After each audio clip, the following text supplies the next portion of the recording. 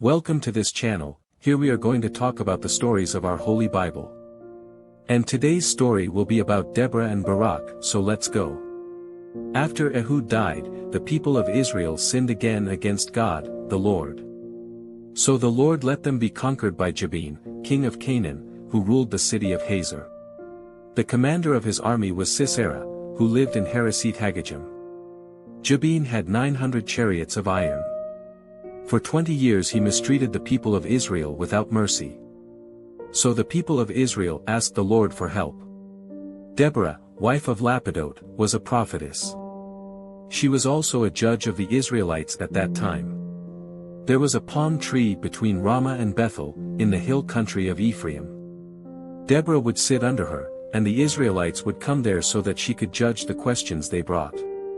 She sent for Barak son of Abinoam, who was in the city of Kadesh, in the territory of the tribe of Naphtali, and said to him, "The Lord, the God of Israel, is giving you this command: choose 10,000 men from the tribes of Naphtali and Zebulun and take them to Mount Tabor. I will bring Sisera, the commander of Jabin's army, to the Kishon River to fight you. He will come with his iron chariots and soldiers, but I will make you defeat him." Then Barak said to Deborah, "I'll only go if you go with me. If you don't go, I won't either." She answered, "He is well. I'll go with you. But you will not take the honors of victory, for the Lord God will hand Sisera over to a woman." And Deborah went with Barak to Kadesh. Barak summoned the tribes of Zebulun and Naphtali to the city of Kadesh, and 10,000 men followed him. And Deborah went with him. It turns out that Heber the Kenite had separated from the other Kenite, the descendants of Hobab, Moses' brother-in-law. He had pitched his tents near the oak of Zananim, which was not far from Kadesh. They told Sisera that Barak son of Abinoam had gone up to Mount Tabor. So he sent for his 900 iron chariots and all his men and sent them from Hareseth Haggajim to the Kishon River. Then Deborah said to Barak, "Go now, because today the Lord will give you victory over Sisera. The Lord is with you." So Barak went down from Mount Tabor with his 10,000 men. When Barak appeared with his army, the Lord caused a great confusion among the soldiers and chariots of Sisera. Then Sisera got down from his chariot and fled on foot. But Barak pursued the chariots and the army as far as Hareseth Haggajim.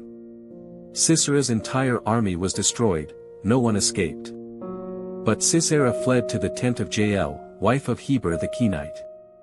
He did this because Jabin, king of Hazor, was at peace with the family of Heber. Jael came out of the tent to meet Sisera and said to him, "Come in, my lord. Enter my tent. Do not be afraid." So he went in, and Jael covered him with a rug.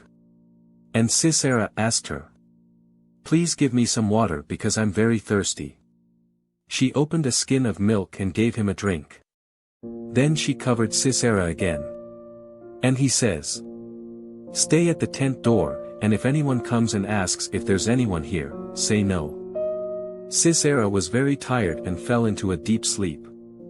Then Jael took a hammer and a stake from the tent, slipped inside and drove the stake into his head at the fountain. The stake went through the head and into the ground. And he died. When Barak arrived, chasing Sisera, Jael went out to meet him and said, "Come here, and I'll show you the man you're looking for." So Barak went with her and found Sisera on the ground, dead, with the stake through his head. That day God caused the Israelites to defeat Jabin, the Canaanite king. And they kept attacking Jabin more and more until they finished him off. If you liked this video, don't forget to leave your like.